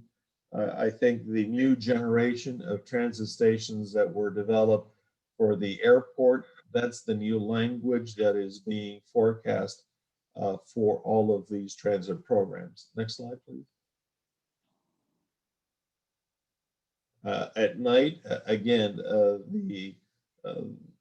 the path will be clearly identified. It'll be lit. The station itself will provide lighting for the use of the patrons. It will be very bright. And again, safety is one of the concerns, and we want to make sure that if you're bicycling or walking, you are inherently in a very safe, lit environment. Next.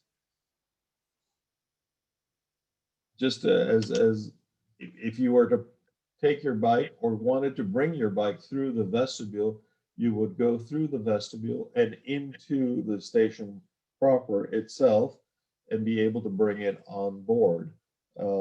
So whereas before you were in a position to put them on the rack in the front of the bus, in this particular situation, because of the fact that the platform itself will be segmented from the actual bus parking position, you will then have to bring it on board. You will not be able to step outside. There will be a 12-inch differential in grade.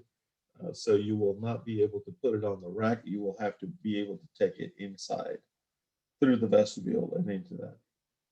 Next. Internally, which is what I was trying to describe, as you go through the vestibule, there will be a rolling separation between the buses and the platform.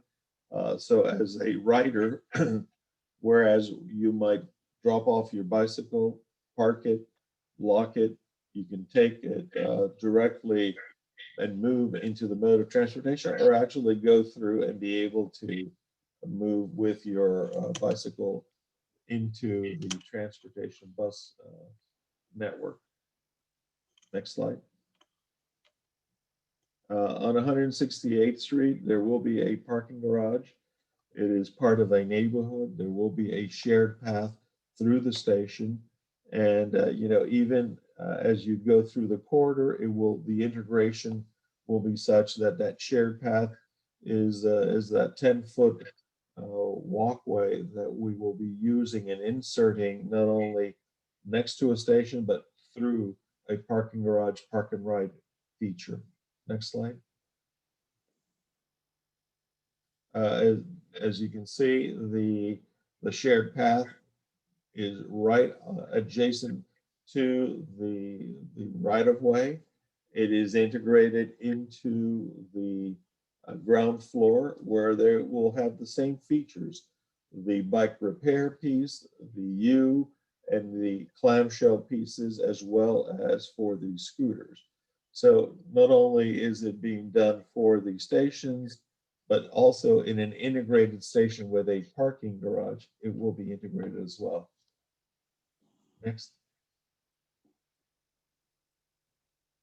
And you can see the bike shared path going through, isolated and safely protected from the buses and eventually from the rail, but it'll go directly through the park and ride facility, whereas where all of the same elements that are other than the canopy, all of the same elements are repetitive components and elements of continuity throughout the corridor itself.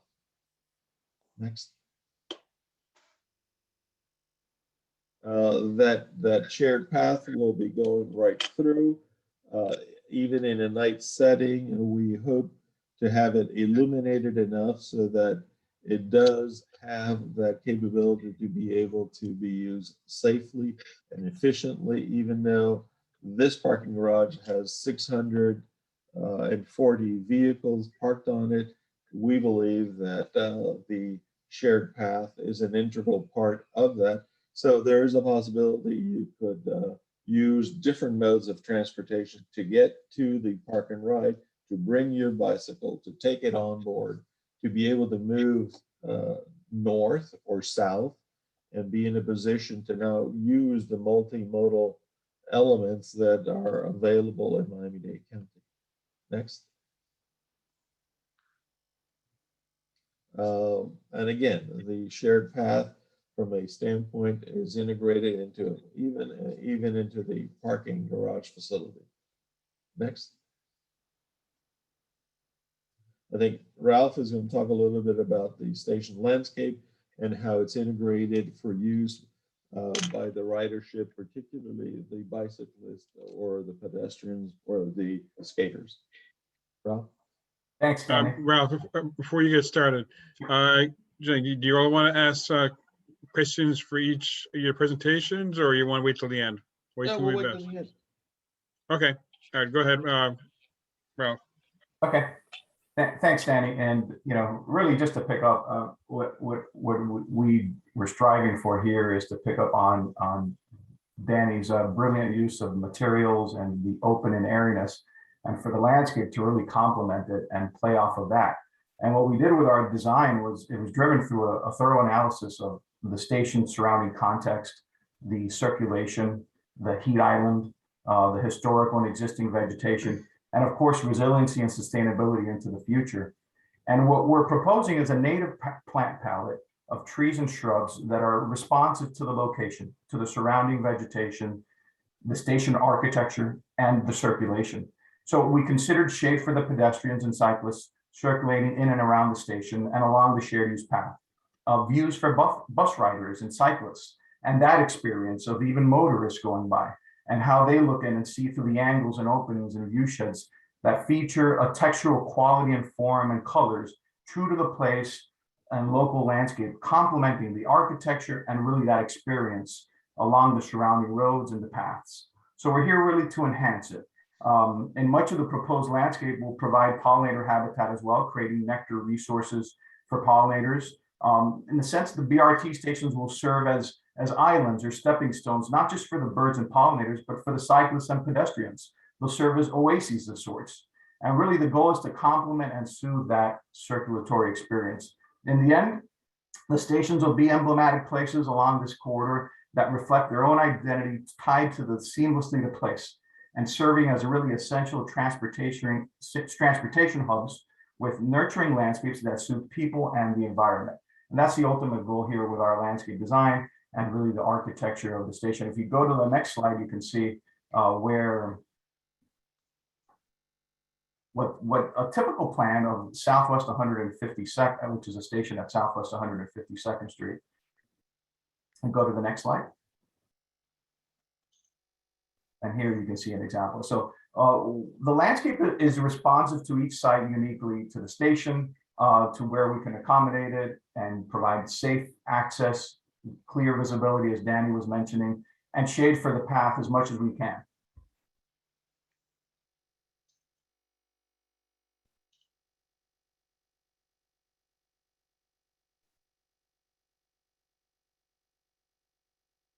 Questions? And I think we can open it up to questions now. Yes. Okay, there was a question I had from, I'll let him ask it. Ed Aparicio.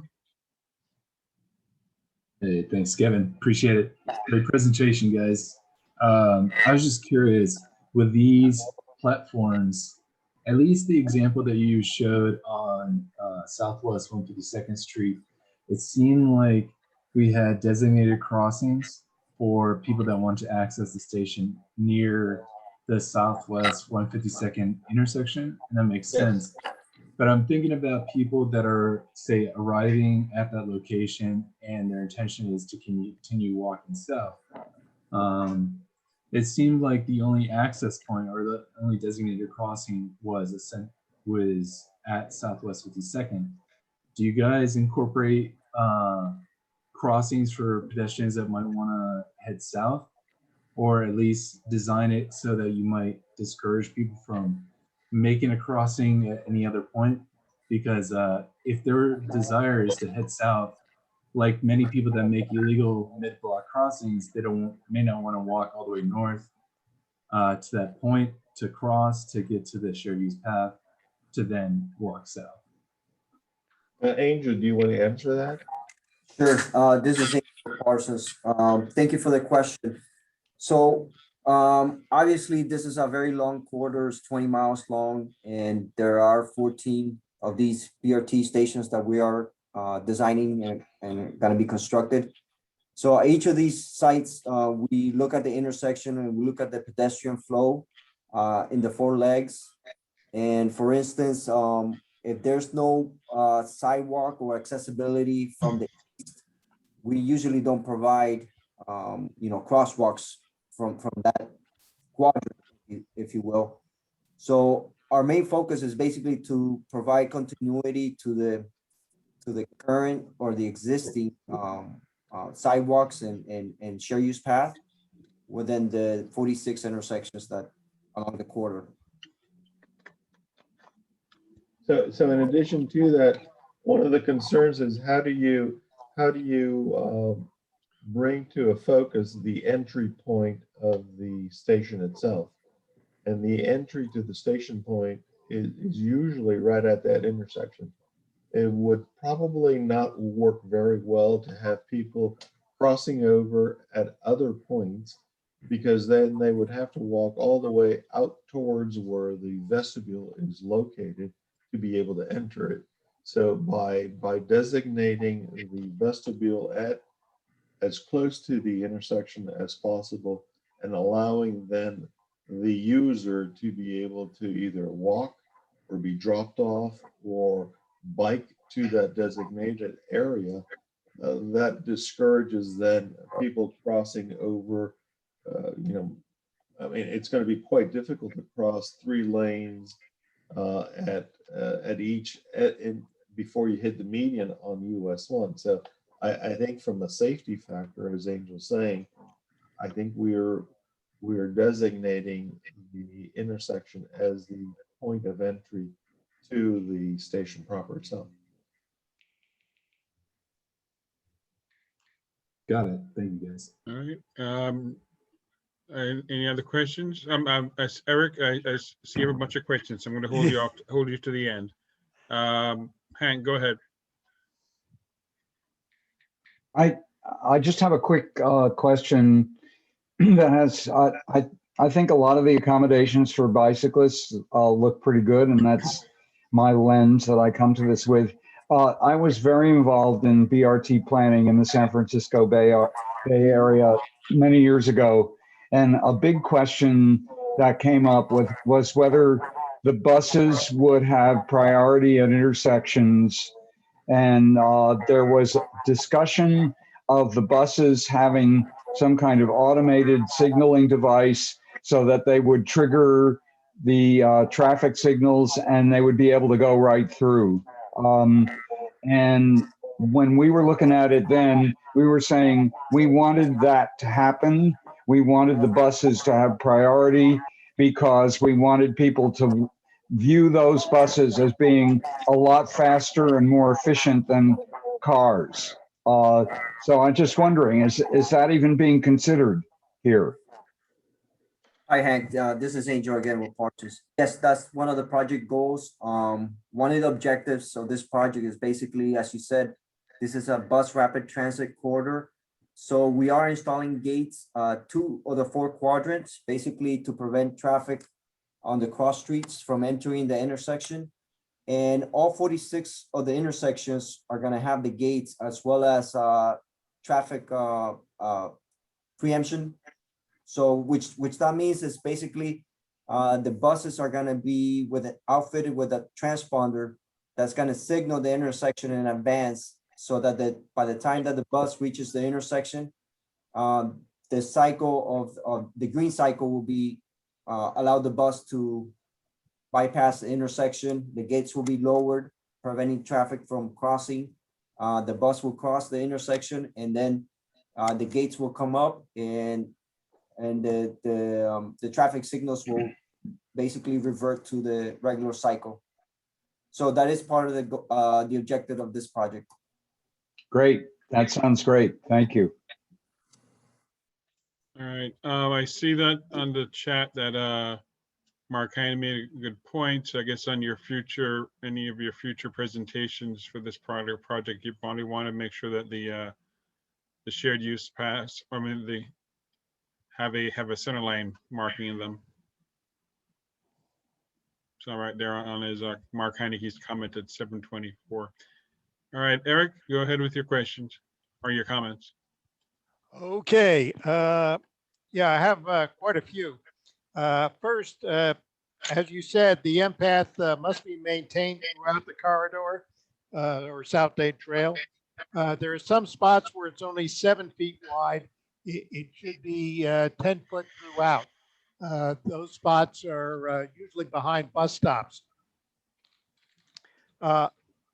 If you're going to use bicycles on the buses, as you pointed out, you can't load a rack, so you must have level boarding.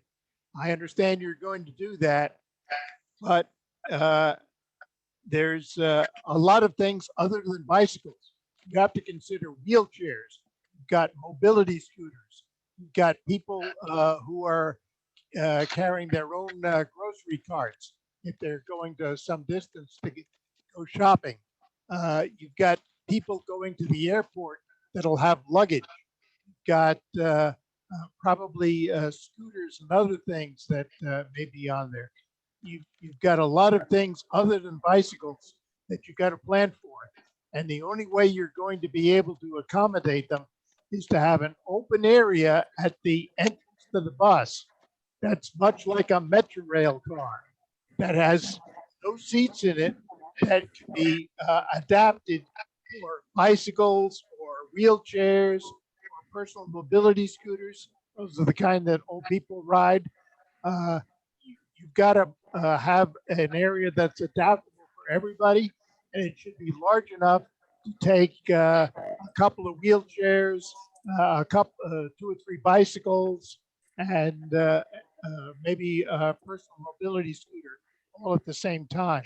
So you're going to need a large area in the at the entrance to the bus, which doesn't have stairs that can't be used. Okay, I said consider whether the stops need to be air conditioned. I guess some people don't agree with me, but I point out that Metro Rail stations are not, but a rain and sun cover is a must. Southwest 312th Street, Northeast 2nd Drive, and Chrome Avenue stops are very close together. One of them could be eliminated. Bicycle parking should be covered. You should cover the bicycle parking. It's much better to have covered parking than those clamshell lids, because then you can put a lot more bikes in inverted U racks, not sinusoidal racks. And as mentioned before, considering a timing that knows where the buses are and could give the driver an idea of what speed they would need to go to get to the next intersection in time. Thank you. Are you calling for programmatic changes, or are there just observations? Well, I think it's very important to consider people who need to roll onto the bus, both wheelchairs and bicycles, and the bus needs to be designed so that it can take all those people, just like they pulled onto a Metro Rail car. The idea is that this was supposed to be Metro Rail light, if you will, Right. something that would be very similar to Metro Rail, but would be a lot cheaper. But I'm saying if it's going to be like Metro Rail, it's got to have an open area to bring stuff on. You can't just have room for one bike in the center of the bus and seats on both sides. That's not going to work. You've got to have an area that all those kind of things can be accommodated. I believe, Eric, that there is a bus RFP out that is particular for the South Dade Transaway. And from that standpoint, I don't have the specifications of the bus, but perhaps Dtpw can explain what are the specifications that they're looking at from the buses, which are really buses with a very low entry point. Buses, I believe that you're suggesting buses similar to or contextually similar to the ones that you might find in an airport, whereas there's spaces, there's fewer seats, but more spaces to be able to put bicycles to that. Is that what you're sort of visualizing? Yes, but remember, it's not only bicycles. You've got what I call personal mobility scooters that elderly use, wheelchairs, bicycles, carts of luggage, carts of groceries that there's a lot of things other than just bicycles that need to have that kind of access. No, that's a good point, and I think we'll bring it up to DTPW because they are in process of requesting a 100 bus purchase, and certainly the buses, from what you are relating, the buses here should be able to move all of those modes of people transporting themselves, whether it's on a wheelchair or a scooter, et cetera, to be able to do that. So we'll bring that up to them. Thank you. Okay, yeah, this is important. I brought it up before, but I'm not sure it's filtered all the way to who's ever making the bus purchase. I do have a few remarks on the landscaping. First, forget about royal palms, Brazilian peppers. Don't put any ficus trees out there. Royal palms look nice, but their fronds block the trail when they fall down. So think about what's going to happen after a time. Also, remember to keep the old trees at least 4 feet away from the path so you don't have roots damage. Thank you. Thank you. Thank you very much, Eric. Any other questions or comments? Just do one last run of the chat and the questions and answers. Okay. All right. So thank you very much, Danny and Ralph. Thank you. And good luck on the next stages in your process. Thank you, sir. All right. Going back to the main slide. Oh, Yannick, you're going to ask a question? I thought you. Yeah. So the next workshop, as I mentioned before, is going to be on September 14th. We've had 2 BPAC members join since I made my original announcement, so I'll just recap it again. That when the BPAC reconvenes in September, it will be done in person. It will not be virtual, and most likely be in the Stephen P. Clark Center or in the new office building where the TPO is currently located. More information on that will be provided. But just as a reminder, there is no BPAC in August. It's a month of recess, and then when it returns back in September, it will return to being an in-person meeting. All right. That being said, I'm going to go ahead and close the meeting. Current time right now is 7:36. Not everyone.